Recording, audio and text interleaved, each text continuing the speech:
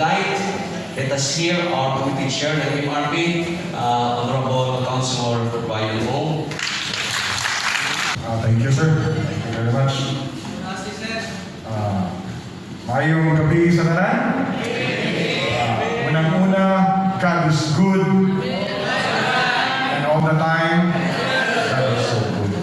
Unang-una, may katahuran sa tuwang MRP Division Head, no? Pastor Piliwan, ang mataklakan ng uban sa MRP. Akong mga kauban sa buhat, niya kalondri, akong mga kauban usap, no? Na puhon mapili ang ginawat at suportaran ng Biligan. At ang pagka-congressman, Congressman Celso Rencia. Ako ang pagka-mayor, wala rin ang pinatapusgan ang pinakagwapo sa tanan. Kagawa na po yung mga sa Mayor Gemma Gracruz. Nagpapalabot sa to ang maabot usad na Vice Mayor, Councilor Vice Mayor Ian Uy. Nanapo mo ipagkakila ko lang mga kauban niya kalundri ang mga sasahon. Batanon, Guapusad, Ralph Verona. Ito. Ang bugan o Committee Sandos, Councilor Blando. Akong kaluwa o Higada, Councilor Jake Balanay. Parawa, pagbas niyo ba? Parehas ko, wala akong Jake. Of course, ilado na kayo, dininig ka namin pa nila. June Bacus. Ug Sir, patabi na. Mas nagod ng pagpakan. Nausab, he is a very religious man to me. Nung itawag naman sa konseyo, a religious man. Councilor Noli Pardillo.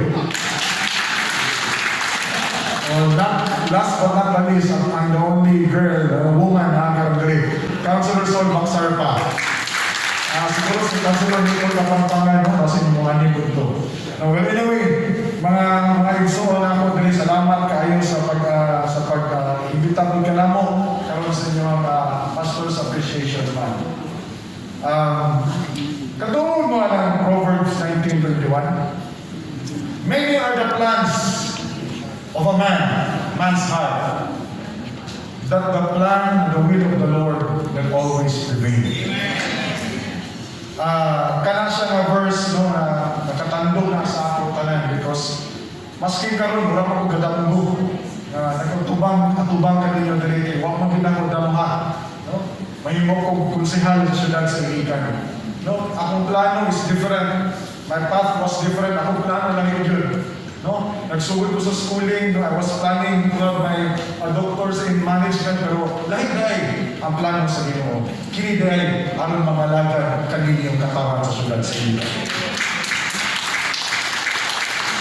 Ang pinapang pangalagan ng God, no? Dapat binigdaan kasing-kasing sa kanan. O kini kasing-kasing, ako rin nakuha sa ako mga ginikanan. I would like to honor my parents. E dili tungod nila, wala sila yung direction yung atubangan. Kung unsay nakita ninyo sa panahon, di lang sa panahon sa pandemya, kung unsay atong pagtabang sa katawhan, tungod usab na sa akong mga ginikanan, nag-instill nila sa umuan. Kaya akong manghod, usa ka physician, doktor, nagsakripisyo, usa ka frontliner, pero nagservisyo dapat sa inyo ha. Sa langit na pamaagi, siguro doon na mga kailangan sa uban, sa mga igsuon. Nagsakripisyo, gani, naigo, ngayon sila COVID, pero walay hulong ang pagtabang sa inyo. Kaya mauna na ang mga nadakan, pagtabang sa katawan, umang sakripisyo para sa inyong katawan sa syudad sa Iligan. Muna kami sa MRP, kauban sa LGU Iligan. So unang termino na ako, ningon ko nga, kini ako ang temporaryong posisyon na gikaptan, dili man ko permanente dali. Dili ko kanunay na adri. Mapanaw pa, mga pastor din. Kita tanan. So sumunod sa first term, ningon ko, Pastor, meeting ni sa MRP, why not? Let's build something na mag-glorify sa atuang Ginoo. Something na will last forever. Masking walang nakadali sa kalibutan, makikita ato mga anak, makikita ato umaabot mga henerasyon.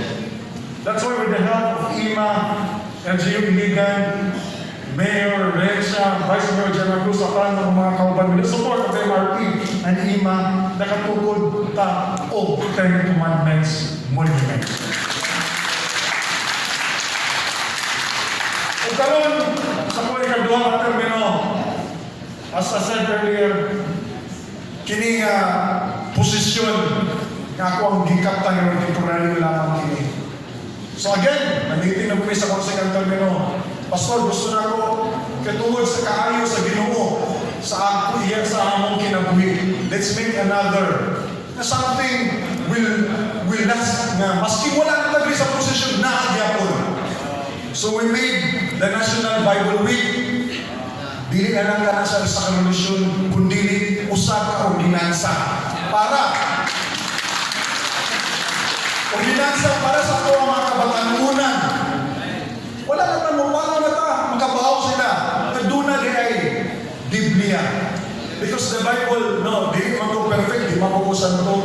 But there are times na mag-open din sa Biblia. And it has been my guiding light. And my intimate na relationship ako sa Ginoo Magyoy, nakapalikon sa kong pagtuo kaniya. So mga igsoon ko, wala ko kayo balo, asa ko tutob diri taman sa panerbisyo sa gobyerno.